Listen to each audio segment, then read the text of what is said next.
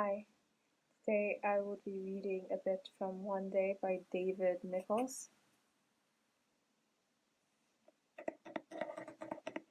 One of my favorite reads.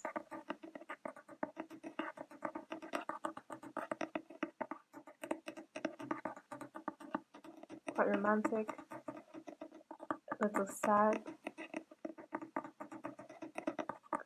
I've watched the movie as well,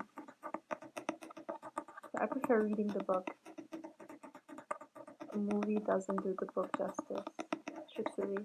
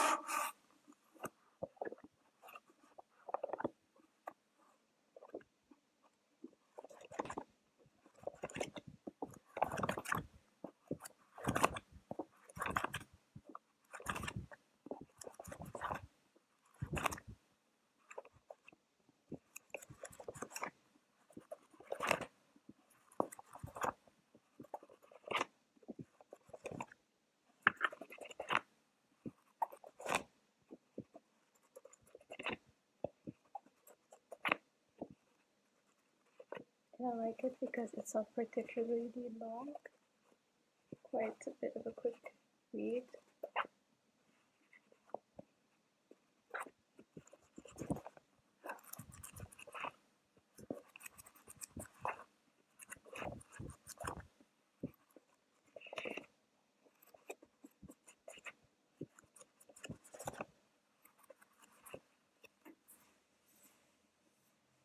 So I'm just going to flip to a random page. We're going to begin. Chapter 5. The Rules of Engagement, Wednesday, 15 July 1992. And then some days you wake up and everything is perfect. This fine, bright saint Wednesday found them under an immense blue sky, with not the smallest chance of rain. On the sun deck of the ferry, they steamed slowly across the Aegean. I probably am mispronouncing this. In new sunglasses and holiday clothes, they lay side by side in the morning sun, sleeping off last night's taverna hangover. Day 2 of a 10-day island hopping holiday, and the rules of engagement were still holding firm. A sort of platonic Geneva Convention, the rules were a set of basic prohibitions, compiled before departure to ensure that the holiday didn't get complicated. Emma was single again, a brief, undistinguished relationship with Spike, a bicycle repairman whose fingers smelled perpetually of WD-40, had ended with barely a shrug on either side, but had at least served to give her confidence a boost. And her bicycle had never been in better shape. For his part, Dexter had stopped seeing Naomi because, he said, it was getting too intense. Whatever the hell that meant. Since then he had passed through Avril, Mary, Sarah, Sandra, and a Yolanda before alighting on Ingrid, a ferocious model turned fashion stylist, who had been forced to give up modeling. She had told Emma this with a straight face, because her breasts were too large for the catwalk. And as she said this, it seemed as if Dexter might explode with pride.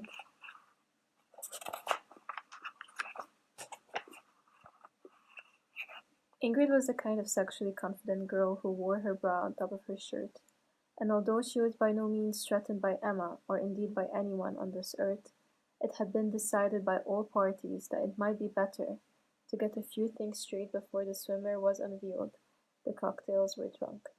Not that anything was likely to happen. That brief window had closed some years ago, and they were immune to each other now, secure in the confines of firm friendship.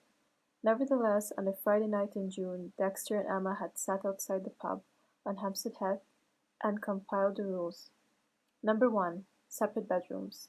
Whatever happened, there were to be no shared beds, neither double or single, no drunken cuddles or hugs. They were not students anymore. And I don't see the point of cuddling anyway, Dexter had said. Cuddling just gives you cramp.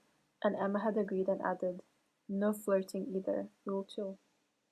Well, I don't flirt, so, said Dexter, rubbing his foot against the inside of her shin. Seriously though, no having a few drinks and getting frisky. Frisky? You know what I mean. No funny business. What, with you? With me or anyone. In fact, that's Rule 3. I don't want to have to sit there like a lemon while you're rubbing oil into Lot from Stuttgart. That is not going to happen. No, it isn't, because it's a rule. Rule number 4, at Emma's insistence, was the no nudity clause. No skinny dipping, physical modesty and discretion at all times. She did not want to see Dexter in his underpants or in the shower or, God forbid, going to the toilet. In retaliation, Dexter proposed rule number 5, no Scrabble. More and more of his friends were playing it now, in a knowing, ironic way, triple word score craving freaks. But it seemed to him like a game designed expressly to make him feel stupid and bored. No Scrabble, and no Boggle either, he wasn't dead yet. Now on day 2, with the rules still in place, they lay on the deck of the ancient rust-spotted ferry as it chugged slowly from Rhodes towards the smaller Dodecanese islands. Their first night had been spent in the old town, drinking sugary cocktails from hollowed-out pineapples, unable to stop grinning at each other with the novelty of it all. The ferry had left Rhodes while it was still dark, and now at 9 a.m. they lay quietly nursing their hangovers, feeling the throb of the engines in their churning liquid stomachs, eating oranges, quietly reading, quietly burning, entirely happy in each other's silence. Dexter cracked first, sighing and placing his book on his chest. Nabokov's Lolita, a gift from Emma, who was responsible for selecting all the holiday reading. A great breeze block of books, a mobile library that took up most of her suitcase. A moment had passed. He sighed again, for effect. What's up with you? Said Emma, without looking up from Dostoevsky's The Idiot. I can't get into it. It's a masterpiece. Makes my head hurt. I should have got something with pictures or flaps. Oh, I'm enjoying it. Very hungry caterpillar or something. I'm just finding it a bit dense. It's just this book banging on about how horny he is all the time. I thought it will strike a chord. She raised her sunglasses. It's a very erotic book, Dex. Only if you're into little girls. Tell me one more time. Why were you sacked from that language school in Rome? I've told you she was 22 years old, Em. Go to sleep then. She picked up her Russian novel. Philistine. He settled his head once more against his rucksack. But two people were by his side now, casting a shadow over his face. The girl was pretty and nervous, the boy large and pale, almost magnesium white in the morning sun. I hope you enjoyed a little bit of one day. Goodbye.